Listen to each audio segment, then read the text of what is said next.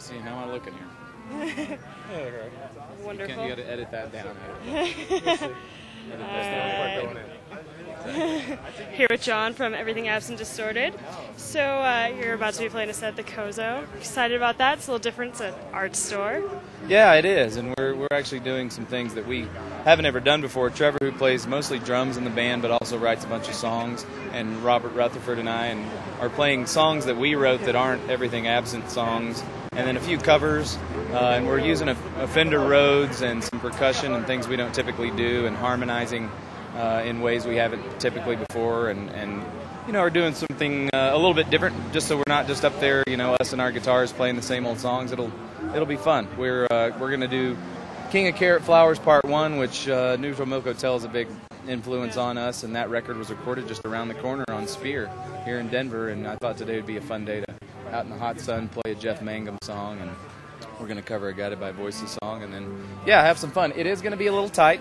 It's a small space, but it's going to be intimate, and we're going to do the campfire, sing along, have some fun kind of deal this afternoon. So. Well, that sounds great. So, just looking around with all the people out here, how do you think this speaks to the whole scene and how it's growing in Denver? Oh, it's amazing. Just walking around, we were just commenting on that, walking around and bumping into a lot of guys who are our friends, like the guys from Cat Attack and Born in the Flood and Nathan and Steven and Bella Caroli and all of these great bands and the Hot IQs. We've all luckily come to know each other pretty well in the last several years and really support each other in what we're doing in our art. And I think that's what's important about what's going on in Denver right now, and this showcase in particular, and why we're so thankful to John Wenzel and Rick Baca and the people from the Denver Post and Ben and Matt and Allison from the High Dive and all the people that have come to put this showcase on. It gives a chance for all of us to sort of see each other and see each other's bands do what we're doing, but more importantly, a central location for people in Denver to come down and see all of the great art and talent that's in this town. That's sort of I think it's a burgeoning scene, and it's a bunch of people whose hearts are in their art. They're not everyone aren't just up playing songs for no reason. A lot of us were have serious day jobs. We're in our 30s. We're not trying to make it in the music business or anything like that. We're people who are actually trying to write songs and sing songs about things that we care about, and to be able to see, hey everybody, cue the bus noise as we edit him out. No, but it's anyway. What I was just going to finish by saying is it's great for us to see all of our friends, and because we're oftentimes don't get to see each other's shows and interact with all these people that we really respect. We really respect so many of the bands here in town, and to run into these guys and all sort of be all down here doing all of our art together. I was telling Rick Baca, because I see him a lot at South by Southwest in Austin. Right. What's fun about this is that it's sort of a mini South by Southwest. You can bump from venue to venue and see all these different bands. But I was just talking to Steven from Nathan and Steven. The downside is, as a performer, you're stuck hauling gear and shuffling around and don't get to actually see as many shows as you'd like to. But I'm glad that we were able to do this for Denver, and that the guys from the Post have put it on, because it's a great annual festival. Yeah, so do you think that people are getting a chance to find out about a lot of Denver bands that they haven't before? I think so. Because of this? I think so, and I think it's so well publicized. But the sort of top 300 Denver bands article that they've run, and I the Denver Post in particular, Rick and John have been so supportive of local music and local artists. And the paper, here we're in a huge town. There doesn't have to be an arts section dedicated to a bunch of indie rock people from Denver.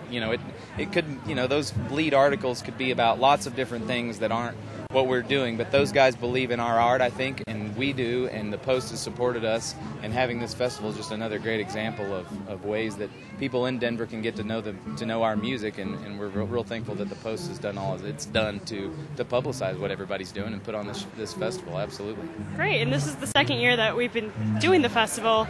Were you here last year, and how have you seen it change?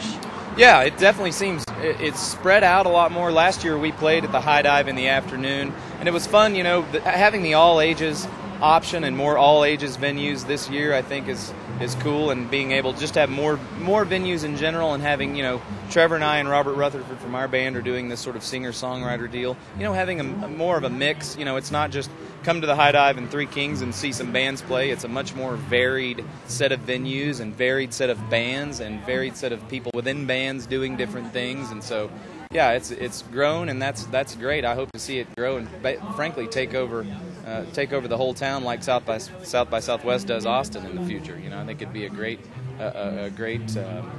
way to expose people even more to everything that everybody's doing to keep expanding this like it's been doing. It's been great. Definitely, and it sounds like you guys have a lot of close ties with a lot of other Denver bands. Is there anyone you're looking to check out today? I was just at the Nathan and Steven show at Kozo, and they did an acoustic performance of some of their new material, and it was fantastic. I always walk away from those shows. I was telling them my heart is full. I'm always excited about seeing them, about seeing Bella Caroli. Julie and her crew are amazing, and of course, Born in the Flood and all of the sort of indie rock bands that are playing tonight at the High Dive are amazing. We've really enjoyed seeing everybody and look forward to seeing a bunch of great shows tonight. Great. So, what's the weirdest thing you've seen today? The weirdest thing I've seen is probably John Wenzel in the bathroom of the High Dive snorting chopped up pieces of onion after his corn dog fell on the floor. It was a very strange scene. I can think of something better than that. The strangest thing I've seen today was Rick Baca in the bathroom of the High Dive. What was I doing? Oh, my Lord. I'm sorry. The strangest thing I've seen today. I didn't realize you had a little scooter. I know, yeah. Here, I can come up with a better answer to that. Sorry. No, I can't. No, No, we'll get back to you. The sun hasn't gone down yet. There's still time. Yeah, exactly. No, here it is. The strangest thing I've seen today is Rick Baca and John Wenzel sober. Oh, insults for the post. All right. Cool. Thank you so much. All right. Really Yeah, appreciate it. you bet. Thank you guys.